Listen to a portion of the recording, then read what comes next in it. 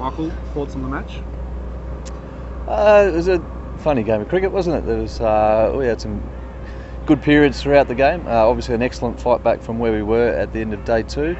And today we gave ourselves half a sniff, but a partnership at the end there sort of squashed any hope of us getting a result that we were looking for. Was it a sense of maybe an opportunity missed today?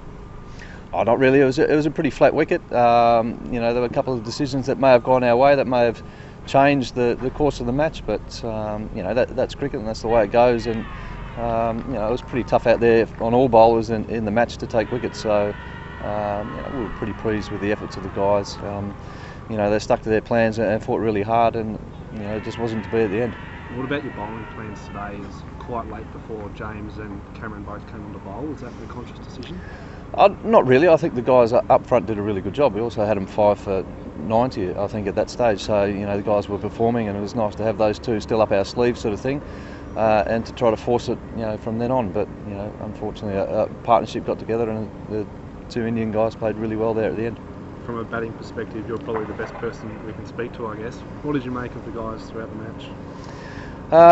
Disappointing, obviously, to get in the position that we were on a good batting surface. To be 6 for 99 is not ideally where we would like to be. And then we saw a wonderful partnership between the two boys from Western Australia. So they certainly put their hands up and showed the rest of the batting order what was possible out there. So obviously very pleased for those two, and the way they went about their innings, under the pressure of what we were, 6 for 90 odd, and to go about their innings the way that they did, they both played exceptionally well. Both Sam and Mitch, not a great deal of experience at international level or for Australia. How much work have you had to do with them?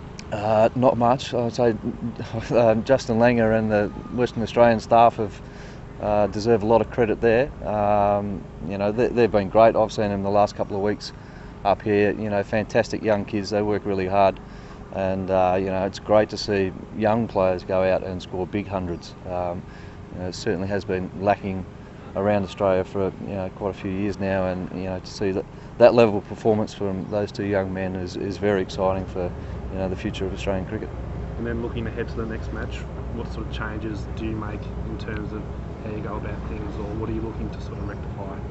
Yeah, I don't think we'll change that much. Obviously we'll assess conditions. We're going to play on the same wicket, I believe, so we'll see how that comes up, and obviously we've got to see where we're at with our bowlers, and if there's niggles, and we may rest a couple of people.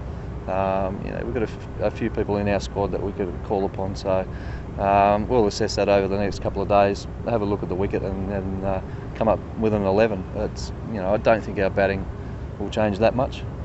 We'll just see how the bowlers come up.